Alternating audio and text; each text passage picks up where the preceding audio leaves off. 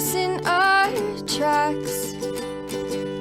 Bravely we prove in our striving, trudging together each day. Where there's a will, there's a way.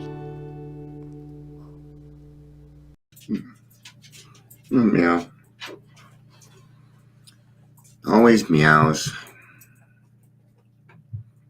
Meow meows. What? What's up, whiny butt? Say, hi, I'm whiny butt.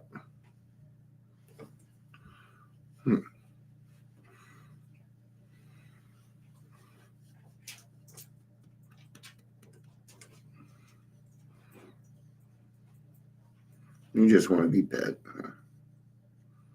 Don't we all? Don't we all? You knew this would happen if you came up here. You knew you'd get an eye cleaning. You knew it. You knew it. Yes, you did, Bastion. Yes. All right. Sunday. Meow, meow, meow, meow, meow, meow, meow, meow, meow. I'm already bored. I'm bored. Kitty, I'm bored. So, let's go ahead and get this started. Let's get this started. Let's get this started. He's biting me. Ow! Don't do that, Dad, and I won't bite you.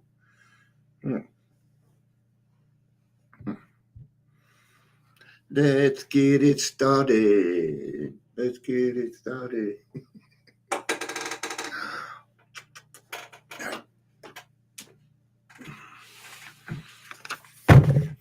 Let's get to the doctor's opinion.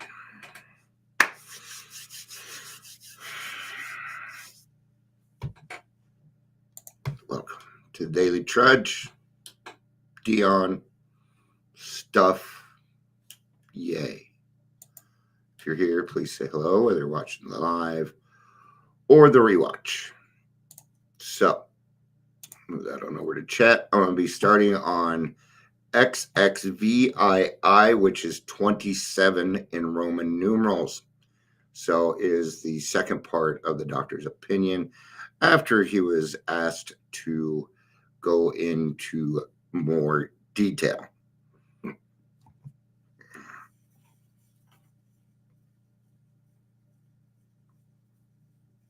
All right.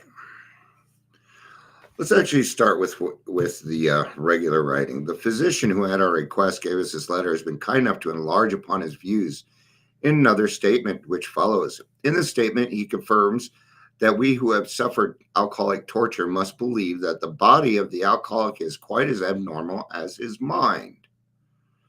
It did not satisfy us to be told that we could not control our drinking just because we were maladjusted to life, that we were in full flight from reality, or were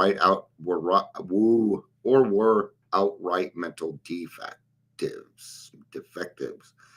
These things were true to some extent, in fact, to considerable extent with some of us, but we are sure that our bodies were sickened as well.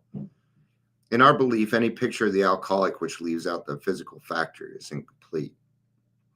The doctor's theory that we have an allergy to alcohol interests us. As laymen, our opinion to his soundness may, of course, mean little, but as ex-problem drinkers, we can say this explanation makes good sense. It explains many things for which we cannot otherwise account.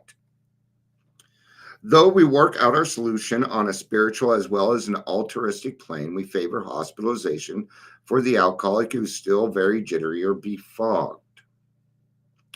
More often than not, it is imperative that a man's brain be cleared before he is approached, as he has a better chance of understanding and accepting what we have to offer, the doctor writes. And welcome to anybody that showed up while I was reading. The subject presented in this book seems to be of paramount importance to those afflicted with alcoholic addiction. I say this after many years of experience as a medical director of one of the oldest hospitals in the country treating alcohol and drug addiction. There was therefore a real sense of real satisfaction when I was asked to contribute a few words on the subject which is covered in such masterly detail in these pages.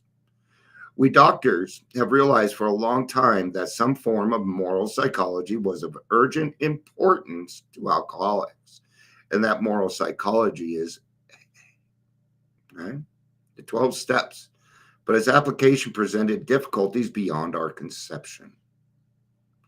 What with our ultra-modern standards, our scientific approach to everything, or we are perhaps not well equipped to apply the powers of good that lie outside our synthetic knowledge. Okay, and this is why it is one alcoholic helping another in the beginning. And that's where it starts. Okay. Later, many years ago, one of the leading contributors of this book came under our care in this hospital. And while here, he had acquired some ideas he put into practical application at once. And that was Bill. And the ideas that he put to practical application were from the Oxford group. Yep, that's where he got started, was the Oxford group. Right? Later, he requested the privilege of being allowed to tell his story to other patients here. And with some misgiving, we consented. The cases we have followed through have been most interesting. In fact, many of them are amazing. The unselfishness of these men as we have come to know them, the entire absence of profit motive, and their community spirit is indeed inspiring to one who has labored long and wearily in this alcoholic field. They believe in themselves and still more in the power which pulls chronic alcoholics back from the gates of death. Of course, one ought to be freed from his physical craving for liquor, and this often requires a definite hospital procedure before psychological measures can be of maximum benefit. 6 months. It'll take you about 6 months to level out. Okay? Then we can start going and getting these other opinions if we need them. Okay? But your anxiety, maybe your depression, these things may be relieved because of the steps. But if they are not, then I would recommend that you seek outside help. Okay? We believe, and so suggested a few years ago, that the action of alcohol in these chronic alcoholics, a manifestation of an allergy. That the phenomenon of craving is limited to this class and never occurs in the average temperate drinker. Normies don't drink like we do.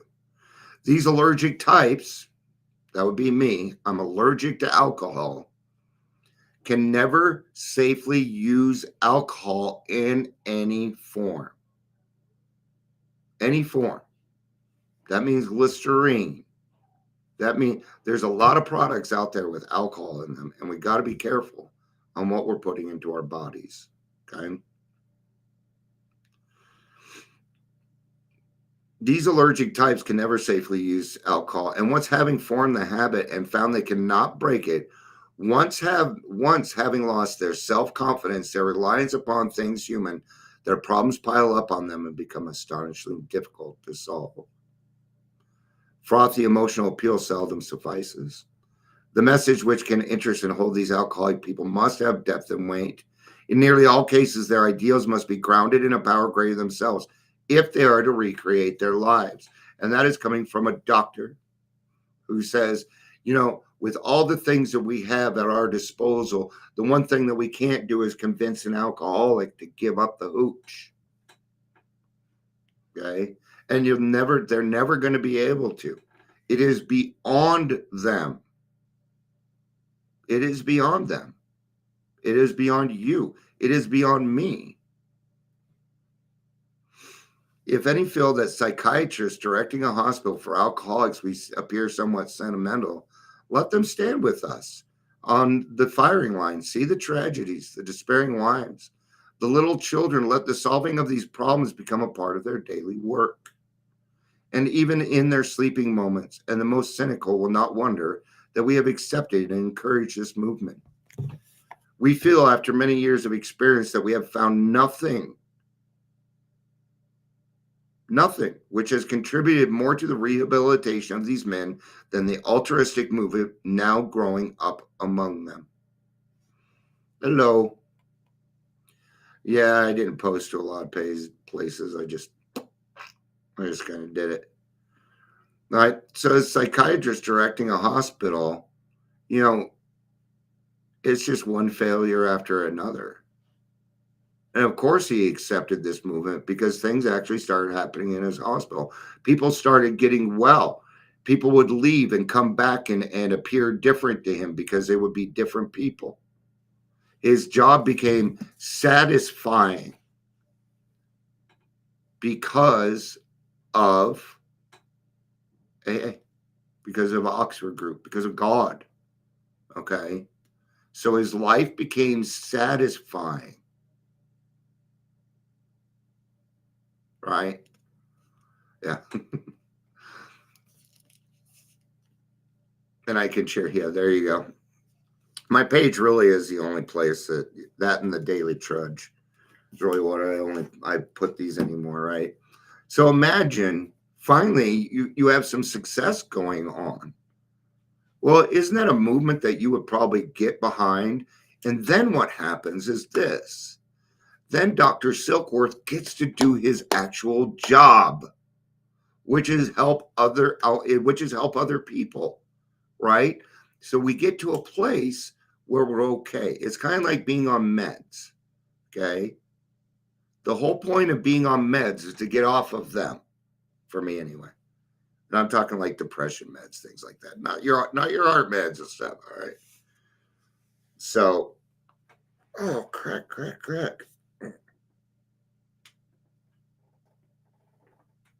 Yeah. And could you imagine being the doctor and just seeing your patients dying all the time, and you have no control over it? What made this man go into this field is beyond me. He probably had an alcoholic father. He probably had alcoholism in his family, right? So he's looking for this cure, or at least a way to help these people, So good stuff. All right. I'm trying to muster the courage to go take a shower and go to a regular noon meeting.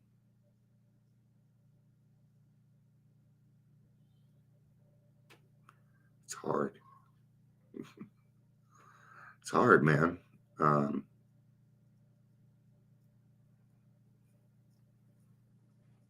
got time. So, all right. Thank y'all. I don't know I got too much time on my freaking hands, man. Thank you, everybody, for being here. I love you. Peace out.